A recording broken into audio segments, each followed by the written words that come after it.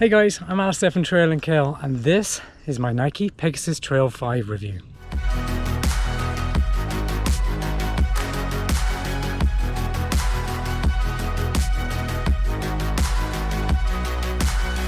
I'm just a regular guy who absolutely loves running and reviewing the latest running shoes and gear. My 5K PR is 20 minutes, which I'm always trying to beat.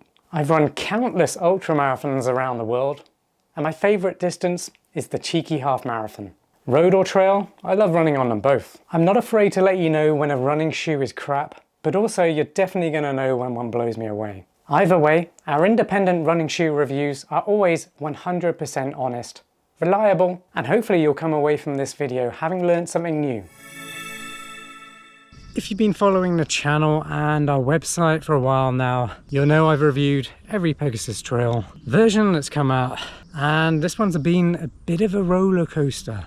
Started absolutely amazingly with the Nike Pegasus Trail 36, and then it leveled off a little bit and then started going downhill, and then it came to the Pegasus Trail 4, which was an okay shoe, but I wasn't particularly blown away by it. But now we're on the Pegasus Trail 5, so I'm really interested to see how things have changed, to see if the new features have added improvements, made it the same, or made it worse. And I'm sure there's a lot of people out there in a similar boat who want to know how the Pegasus Trail 5 performs. And that's what I'm here for today. I'm going to help you out, help determine who these trail running shoes or hybrid running shoes are going to be best for. And I'm going to test them on all sorts of types of terrain.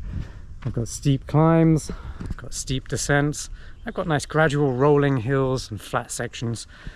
It's all on my favourite trail route, so I will be telling you how they perform in those scenarios. Okay, who are they for in the eyes of Nike and their marketing team? Well, they are an all-terrain daily crossover trainer. What does that mean?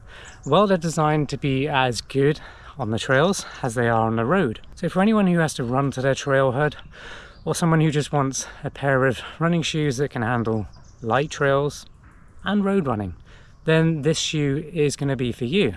The real question I'm going to be answering today is how they perform on the trails. I've already done some road running in them and they perform very well. There are a few areas for improvement that I have identified, which I'll go over in just a moment, but it's really the trail that I'm most interested in for these shoes. On to the key specs then. Well, they cost $150. I'll let you know if they're worth that at the end of this review. How do they fit? How do they feel? Well, they are true to size in length, and I'd say they've got a medium width, but the toe box is pretty snug. So if you've got a wide toe box, then these probably aren't going to be for you. Looking at the upper then, it does have a much tighter mesh weave on it now. It is still breathable, but the breathability is zoned. So you've got perforations or holes where you need most breathability, and then a tighter weave where durability is needed most. So that should fix any issues that anyone might have had where the upper might start to tear a little over many miles. So that's a really good thing. I really like what they've done with the upper. Another point on the upper is they have fly wire eyelets, so to speak, which gives a really nice mid-foot hugging secure fit. So I really like what they've done with the lacing system. The laces do up really nicely as well, cinch down and create a really great heel lock. I don't even have to use the final loop to create a racer's loop heel lock lacing method, and that goes for the climbs as well. They stay locked in place. The tongue is also nice and padded, as well as the collar and the heel counter. Really nice. Lots of padding. And this little loop at the back, that works really well. I'm generally not a fan of this vertical loop setup, but actually this loop is the first one I've actually had that's easy to use. The midsole has seen some updates as well. It's now using React X foam, which according to Nike has 13% more energy return than the React foam that came before it. This foam is new, so I am very interested to see how it's going to perform on the trails. So far coming over here, it does feel better than React foam, which I didn't like on the previous versions, and I just don't like React foam. I've always said it in my reviews. It just feels flat and non-responsive. So this one so far definitely does have more energy return. Feels a bit more bouncy, more playful. The outsole is using a new all-terrain compound, or as Nike is calling it, an ATC compound, which is brand new from Nike, and it's interesting to see how it performs. So far, very good on the climbs. No complaints so far, and almost comparable to Vibram's Mega Grip. So Nike might be onto something here, and it's interesting because some of their other shoes, like the Zagamo 2 for example, which I'll be dropping a review very soon on that shoe, is starting to feature Vibram's Mega Grip. So I'm wondering if Nike is going to be trialing these side by side to maybe get reviewers and the public's opinion on those outsole compounds. And then maybe they'll make a decision and either go with their ATC rubber compound or Vibram's Mega Grip. Let's see. They have a 9.5mm drop from heel to toe. Previous version had a 9mm drop, so they've gone up with that. They have a neutral support, and then finally they weigh 10.2 ounces for a men's US 9. That happens to be the exact same weight as the Pegasus Trail 4.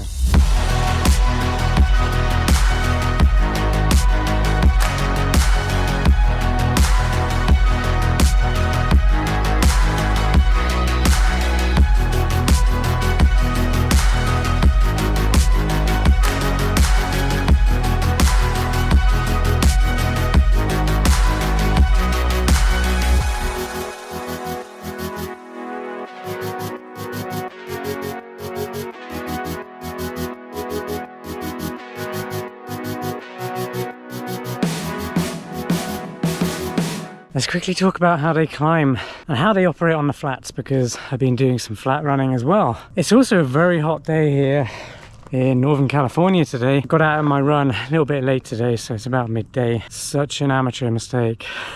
Anyway, it's hot, so I'm able to test the breathability of the upper. Now, so far it seems pretty good considering there's so much padding and it feels quite thick and soft. Although my feet aren't cool, they're not overheating, so that's a good thing. Another note on climbing, the ATC all-terrain compound grip on the outsole is doing really well so far. I'm actually surprised, because this is one of the issues that Nike Trail have had with their outsoles. I did say just before that they are moving on to Vibram's Mega Grip, but the Pegasus Trail 5 is different. It's using the ATC grip, and so far very good, no complaints at all. Traction's very good on the uphills, although I think the lugs are about 4mm deep. If they were deeper, that would give them more claw and be able to hook into the trails better on steeper climbs. But they're an all-terrain crossover hybrid transition running shoe, so they're supposed to be able to work really well on road and trail, so I can't really ask for deeper lugs, because then that would compromise them on the road. It would compromise the durability as well, running on asphalt and concrete. On the flat sections,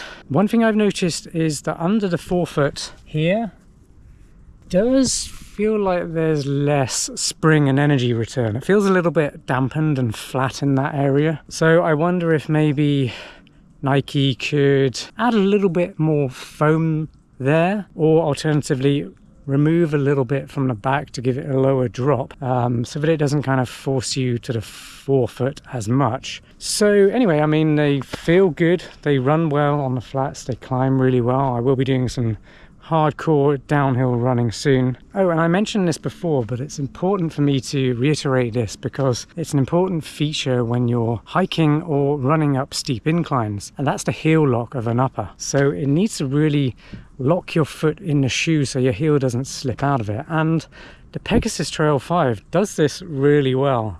In fact, it does it even better than the Nike Ultrafly, which is Nike's carbon fiber race day trail racing shoe. Go watch that review if you're not familiar with that, or you'd like to know how that performs. It's $260 trail racing shoe, so it's super expensive, very high performance, but it does have some drawbacks. But that shoe, one of the drawbacks, it didn't have great heel lock, or it doesn't have great heel lock. This one does. It's considerably cheaper too. If you're enjoying this Nike Pegasus Trail 5 review, please give it a like, share it with a friend, and subscribe to our channel for more running shoe reviews just like this one. And don't forget to hit that notification bell, because that will then notify you as soon as new running shoe reviews drop.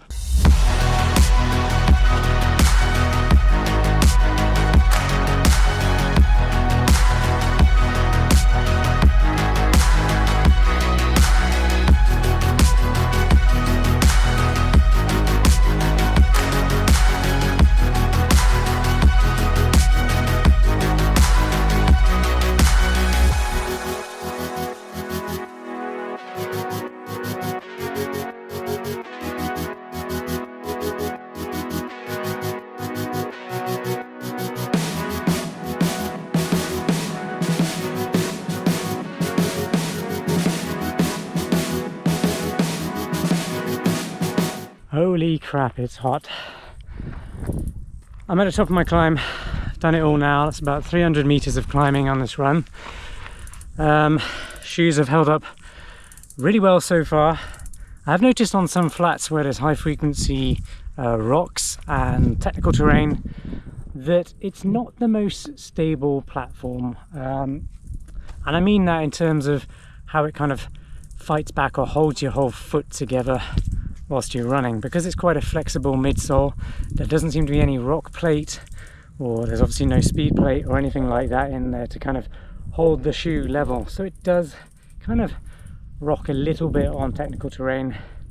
Again, they're not designed for technical trails. They're very much a light trail running shoe. But you know, I like to test things to the max wherever I can at Trail and Kale. I think it's important because there are going to be some people out there who like to run technical trails and also road, and they want one shoe to be able to do all that. So yeah, let's put them through hell and find out if they're any good at everything. So yeah, it's clear to me now that although the outsole traction is insanely good, and that has been handling some downhills that I've done already very well, there's no issue with Nike's new ATC rubber compound on the outsole. It's very good.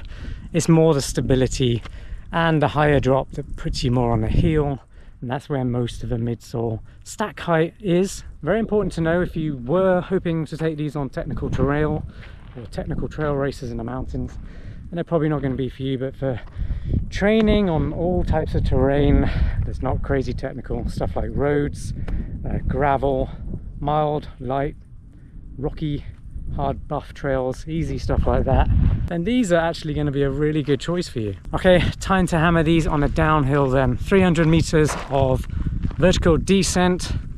Let's go.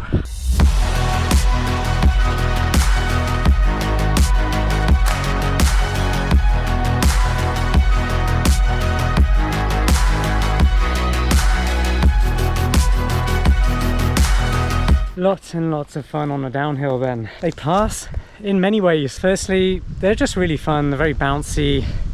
They feel pretty responsive on the downhill actually. And traction is exceptional because of that ATC Nike outsole rubber compound. It works really well. The only downside to these shoes on steep technical downhills is what I've said before, the stability of the midsole. Again, it's not designed for that, so I'm not going to knock them down for that, because these are fantastic all-terrain shoes for most runners and most circumstances.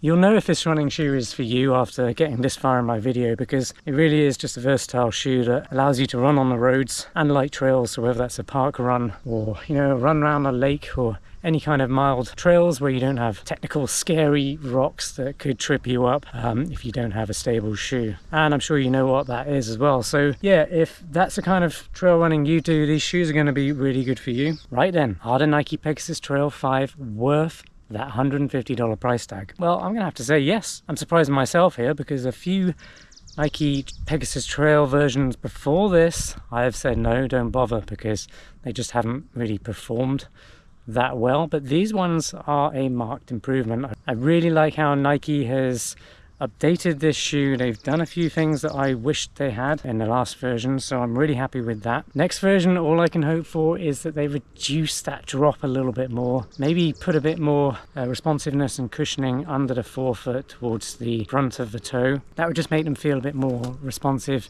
and bouncy coming up hills, but also on flats as well, make them a faster shoe as well. So there's really not much criticism that I can find about these shoes. Overall, it's very positive, and I'm probably going to hang on to these and do some more trail runs in them because I like them that much. Well, thanks for tuning in once again. I really hope you enjoyed this Nike Pegasus Trail 5 review. If you did, please give it a like, share it with a friend, and subscribe to our channel for more running shoe reviews just like this one. Thanks again for watching, and I'll see you next time. Peace.